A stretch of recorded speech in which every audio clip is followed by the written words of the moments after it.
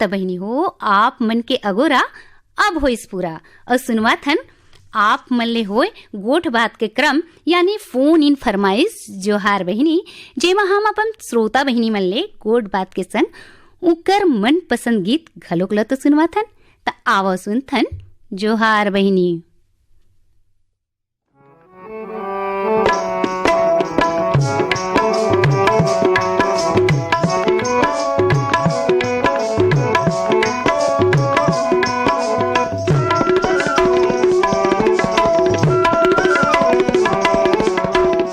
मन के अंधियारा मिटाए मन के अंधियारा मिटाए चारों मुड़ा छछले प्यार दीप परब होए रोज ही दीप परब होए रोज ही कुछ ऐसे करन उपाय सुख के सुरसुरी जले सुख के सुरसुरी जले सब मन भरे उजास दुख पीरा व भाव के कभू झन होए एहसास।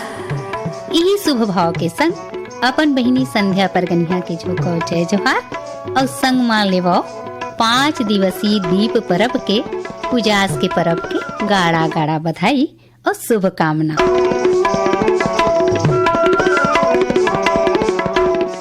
अब आओ देखथन हमर जोहार बहिनी कार्यक्रम में कौन बहिनी के पहली फोन कॉल आए है तेला।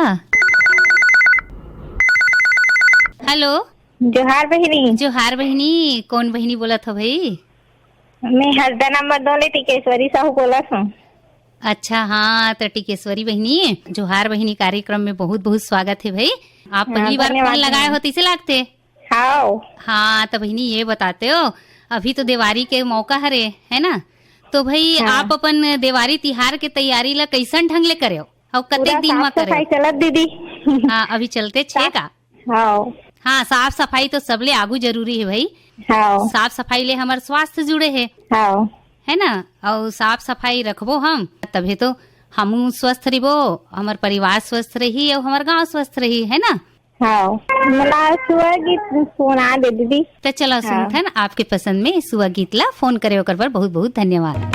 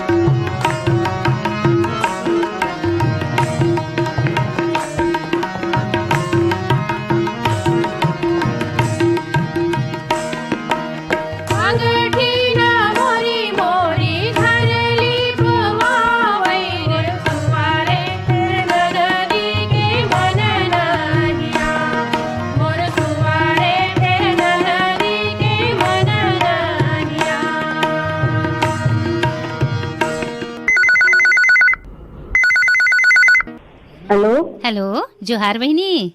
हाँ जोहार बहिनी। कौन बहिनी बोला था भाई? हाँ चित्ररेखा साहू बोला था दीदी रानीगांव नगरी ले। हाँ चित्ररेखा बहिनी ये बताओ कि तिहार के साफ सफाई ला कर रहे हो कि नहीं कर रहे हो? हाँ चला थे दीदी बाँचे है अभी तक बाँचे छे। हाँ चित्ररेखा बहिनी ये बताते हो कि साफ सफाई के हमार जिंदगी में का महत्तम होते तेला? हाँ, साफ सफाई रहे से रोग बीमारी से बचेल होते दीदी। हाँ और वही बहाना, तिहार के बहाना सब साफ सफाई हो जाती, ऐसे तो नहीं कर पाने थे। हाँ तो वही तो अब एक बात आप सोचे हो बहनी कि हमार सियान में कतेक सुंदर रीत बनी सही ना, तिहार के आगू सब साफ सफाई करे के है नहीं। हाँ, तो बहनी ये बताओ कि अब दिवाली तिहार में मतलब का बिसाए के सोचे हो? का भी साबो दीदी, लोग लइका मन बर कपड़ा लत्ता लेबो, दिया कलसा कलौदी। हाँ ये बात तो बहुत अच्छा के हो भाई, लोग लइका मन लू तो अपनों बर भी लो भाई, कुछ भी तो है ना। हाँ, तो ये अब बताओ कि आप हमारे कार्यक्रम में कौन से गीत ला सुनना चाहो? हाँ, सीमा कौशिक के है दीदी। बैला में होई के सवार मोर ईश्वर राजा चले वो गवरी बिहार। बैला माँ होई के सवार मोरी गौरा राजा चले गौरी बिहार, मोरी गौरा राजा चले गौरी बिहार। बैला माँ होई के सवार मोर गौरा राजा चले गौरी बिहार, मोर गौरा राजा चले गौरी बिहार। बैला माँ होई के सवार मोर गौरा राजा चले गौरी बिहार, मोर गौरा राजा चले गौरी बिहार।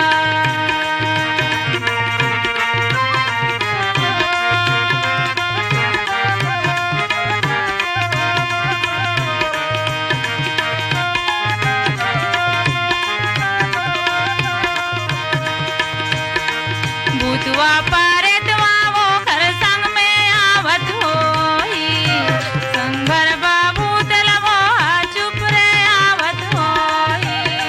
भूतवा पारेतवा वो घर संग में आवत होई, अंग भर बाबू तलावो चुप रे आवत होई। गौरी आ देखी के मुस्कान मोर भोले बाबा चला थे गौरी बिहार, मोर भोले बाबा चला थे गौरी बिहार। बैला माँ होई के सवार मोर गौरा राजा चले गौरी बिहार, मोर गौरा राजा चले गौरी बिहार।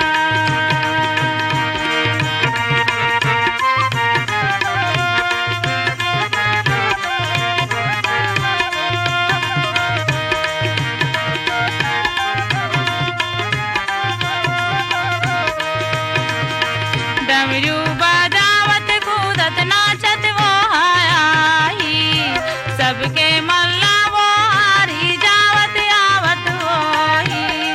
डमरू बजावत नाचत कूदत वो आई, सबके मल्ला वो हारी जावत आवत होई। गौरी आ देखी के लाजा मोरी गौरा राजा आवत गौरी बिहार, मोर गौरा राजा आवत गौरी बिहार।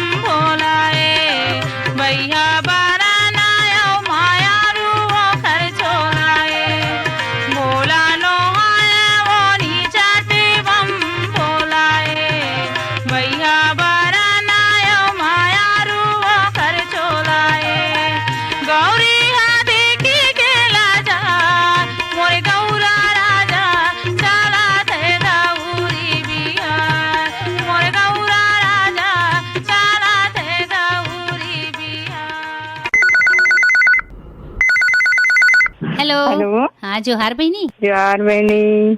आप कौन बहनी बोला था भाई? मैं कुंती कश्यप बोल रही हूँ। कहाँ बोला था? मैं अमाली नगरी से बोला था। तो भैया हमारे कुंती बहनी का करते हो भैया? मैं पशु विभाग में हूँ, पशु विभाग में परिचारक के पद में हूँ। हाँ, तो हाँ, भी गौशाला में टीकाकरण करत हन। अरे वाह, ये तो बहुत सुंदर बात है भाई। और देखो अगो कतेक सुघर है ना संजोग कहन की आप ले ही मौकम गोट बात हुआ थे। और ये हमार दिवारी के दिहार में हमन अपन माल मत्ता के तको पूजा करथन बहनी। माल माता। हाँ, तो ये काबर करथन एला थोड़ा बताते हो? हमन हर अब एकरे से हमार सब कुछ चलत है, पेट बिकाली, रोजी रोटी का है, पशुधन ही मतलब हमार मेन धन हरे कहना चाहिए। ओकर से कृषि से जुड़े है। हाँ। पशु है तब हमला दूध मिलत है, कृषि कार्य कर पात हन। हाँ, हाँ, हाँ। तब चावल उत्पन्न होते। तो हमार दिवाली तिहार जुड़े हुए है, खेती से जुड़े हुए, धान से जुड़े हुए है, अपन मवेशी से जुड़े हुए है। हाँ, ये तो बहुत सुंदर बात कहो बहनी आप। जी। अब ये बता दो दीदी आप तो कौन से गीत ला सुनना चाहो? ममता चंद्राकर के भी दिवाली त्योहार से जुड़े हुए गीत सुना देते हो दीदी। काखरे कर सामुर रिग भीग सिग भीग रिग भीग सिग भीग काखरे कर सा सिंगारो रे भैया, काखरे कर सा सिंगारो रे भैया।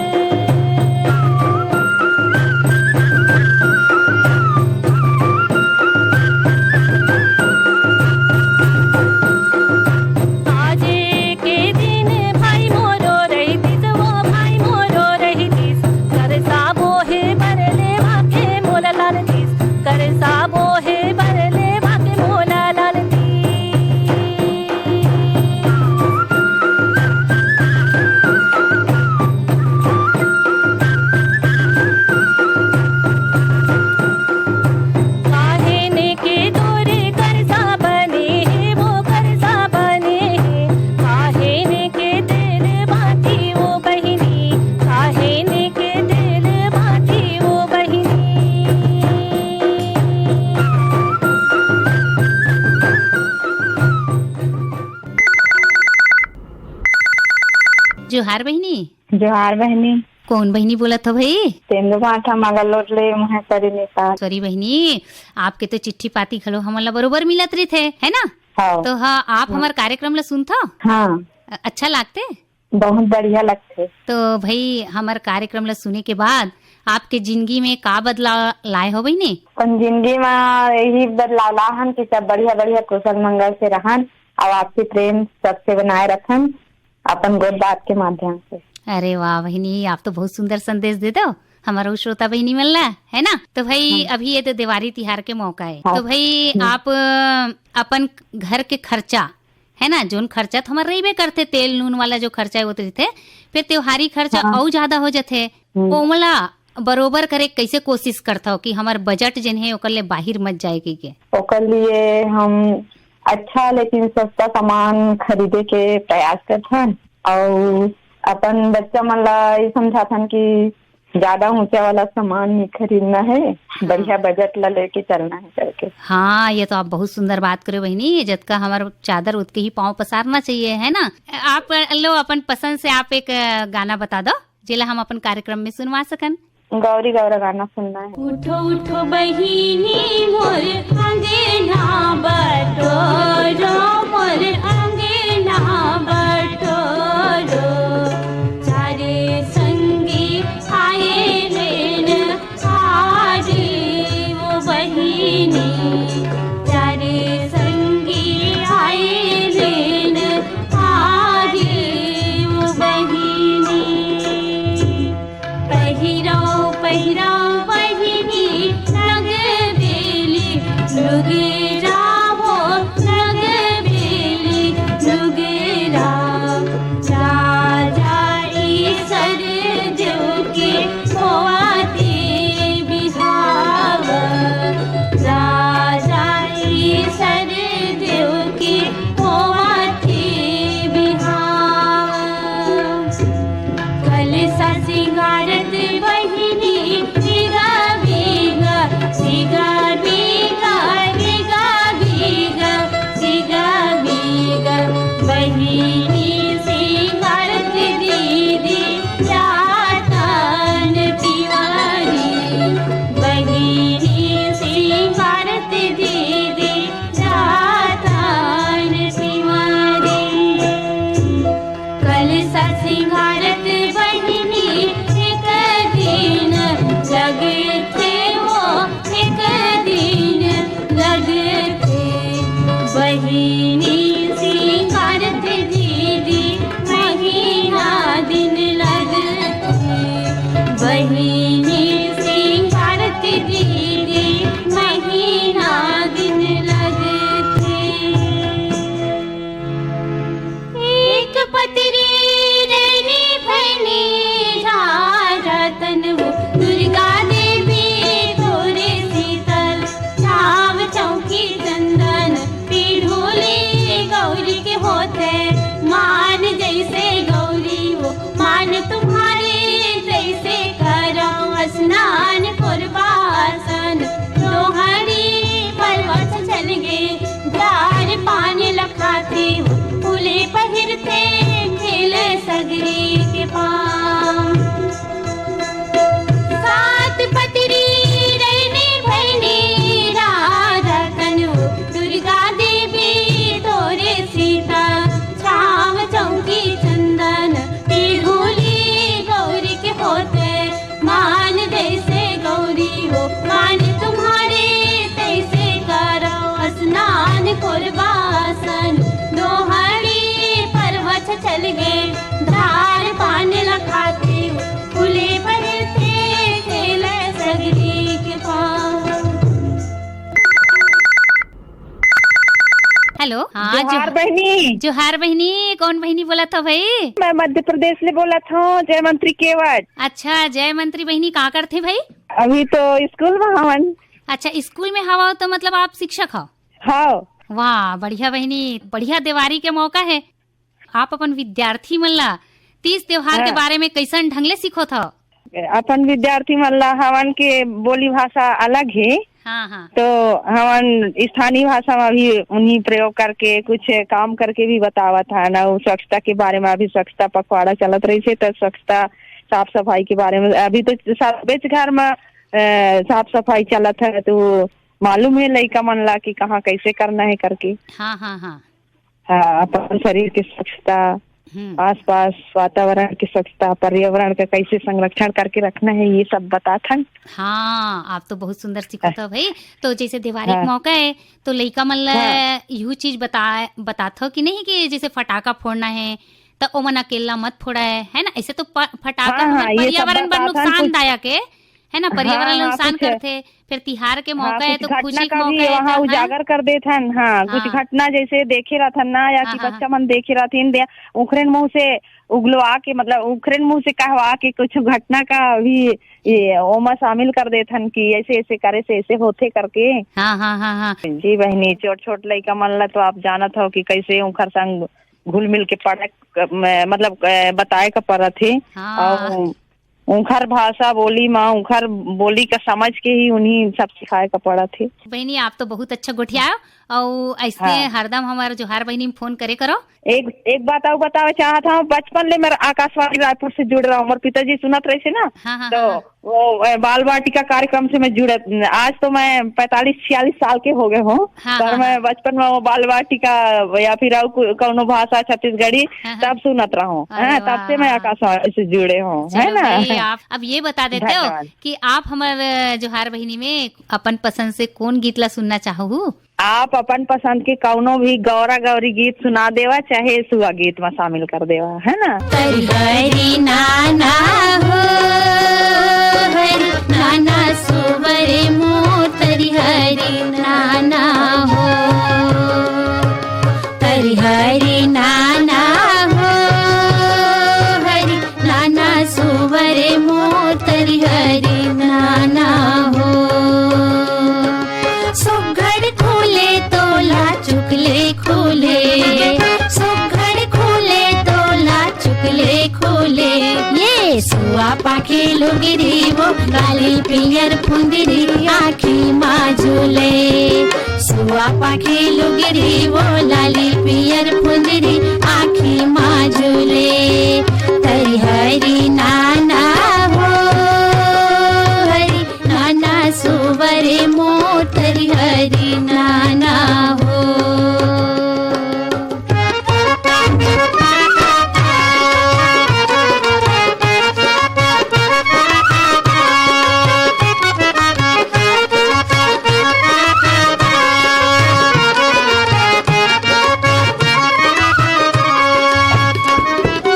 आगे ले भैया वो दीदी डोला माँ चढ़ के चले जाबे ते बहिनी वो, फिर ये तो बता दे कब आबे, ये कमर कर धनिया पावे माँ पे जनिया चुम चुम बाजे, भाटो मुस्काए और दीदी लजाए और सुआ नाचे, तरी हरि नाना हो, हरि नाना सुवरे मोर, तरी हरि नाना हो।